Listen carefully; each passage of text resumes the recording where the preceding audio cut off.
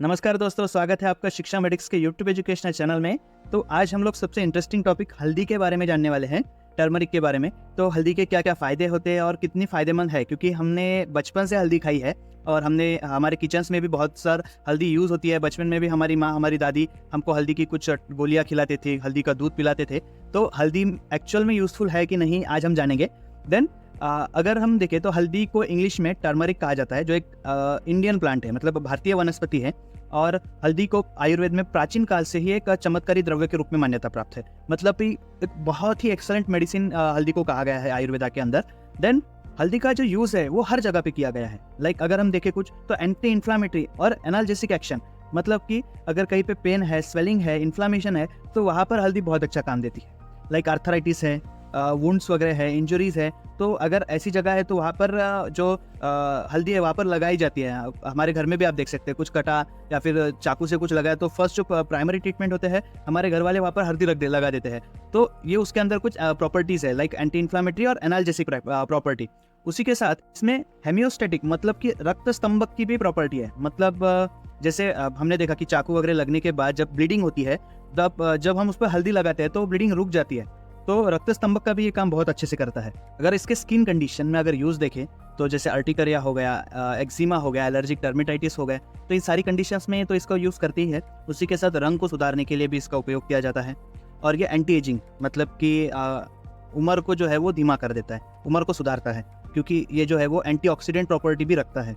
आगे इसके अगर डाइजेस्टिव यूज़ देखें कि डाइजेस्टिव सिस्टम में इसके क्या यूजेस हो सकते हैं, तो लॉस ऑफ एपेटाइटिस, मतलब ऐसे पेशेंट जिनको भूख नहीं लगती। उसी के साथ वॉर्म इन्फेक्शन हो गया, जॉइंडिस यानी कि कावीड़ हो गया। तो कावीड़ में मिथ है कि हल्दी नहीं दी जाती, पर कावीड़ में हल्दी बहुत अच्छा काम देती है। असाइटिस हो गया या फिर अदर लिवर डिसीज या फिर डिसऑर्डर्स हो गए, तो उन सारी कंडीशंस में भी हल्दी दी जाती है। उसी के साथ रेस्पिरेटरी यूज़, मतलब कि श्वसन तंत्र में इसका क्या उपयोग है, तो कॉमन कफ कोल्ड की जो कंडीशन होती है, उसी के साथ ब्रोंकाइटिस की कंडीशन है, सीजनल एलर्जी या फिर फीवर, उन सारी कंडीशन में बहुत अच्छा रिस्पॉन्स देती है हल्दी। तो इसके कुछ सर्कुलेटरी सिस्टम, मतलब कि रक्त संचार जो प्रणाली होती है, उसके अंदर यूजेस देखें तो सबसे पहले तो ये एक ब्लड प्यूरिफायर है, मतलब रक्त शोधक का काम ये करता है। उसी के साथ एनीमिक पेशेंट है, उनमें दिया जाता है। और कर्क्यूमिन लेने के बाद ये पाया गया है कि जो आपके हार्ट डिसीज होने के जो रिस्क है वो कम हो जाते हैं। क्यों? क्योंकि ये प्रोटेक्ट करता है आपके एंडोथेलियल सेल्स को।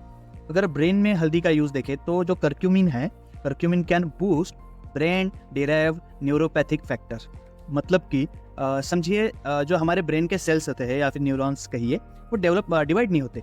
लेकिन हम जहाँ भी जाते हैं, समझो आज मैं मुंबई चला गया, आज मैं कल मैं दिल्ली चला जाऊँगा, तो वहाँ के जो चीज़ें हैं, मतलब वहाँ का आना जाना, वहाँ पे मैं अलग अलग नज़ारे देखता हूँ, तो वो सब मुझे याद रहते हैं।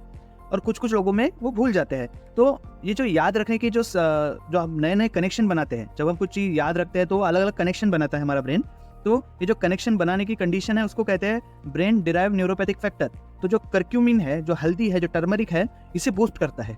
देन इसका अगर प्रूफ देखें तो कई रैट्स में इसका जो है वो ट्रायल्स हुए हैं, रैट्स में ये सक्सेसफुल हुआ है।